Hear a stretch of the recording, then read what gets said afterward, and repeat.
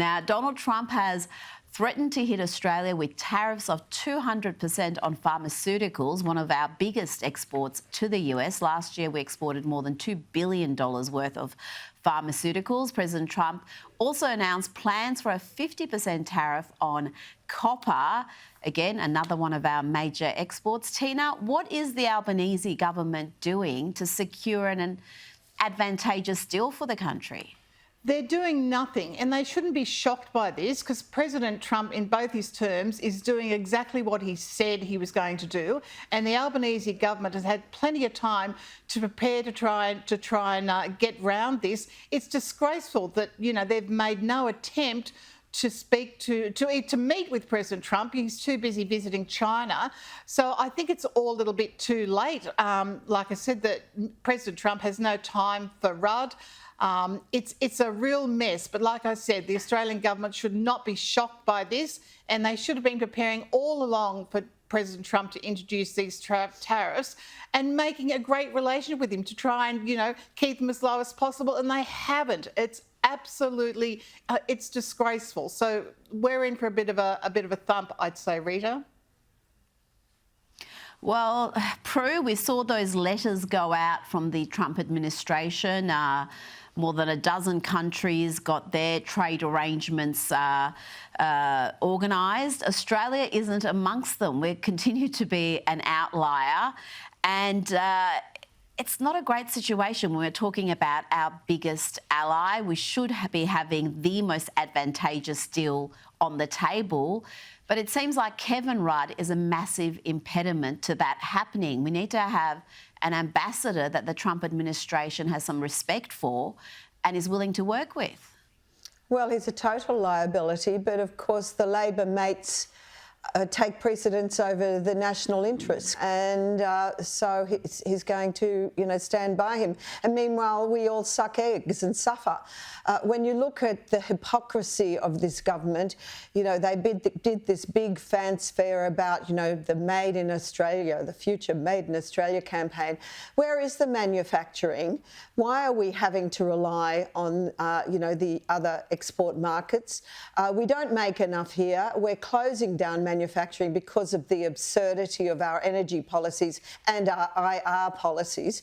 So we are reliant on these exports. It's $2 billion a year for just the pharmaceutical stuff, but we've never made any case to save that industry. So what can you do? We've just got to suck it up because we've got an inept government.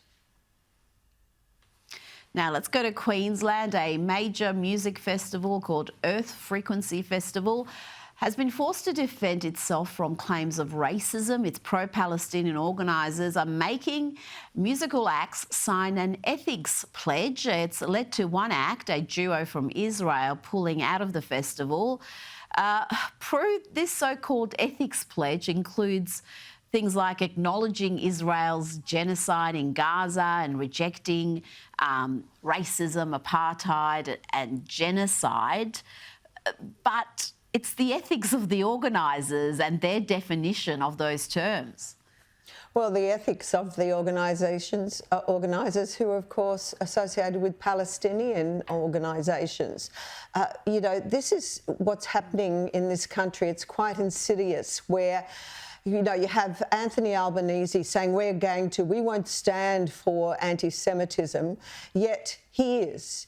And it's inveigling itself through every aspect of our lives, and we're doing nothing and have done nothing. He appointed a Jewish woman to be an advisor. He's only just now getting around to adopting some of her recommendations.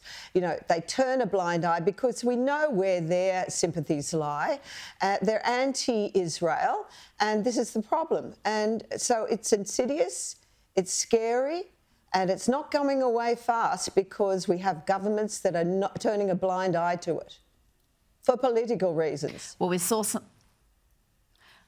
some really ugly scenes in Glastonbury, which I'm being shocked by how quickly those chants from Glastonbury have spread, because we keep hearing these death to IDF chants now here in Australia. And really, it began with that idiot rap duo chanting that on stage. Tina, in this case, the festival has, after a considerable backlash, softened its position. They've revised the policy, and they're saying they're going to be banning political flags and protests at this October event.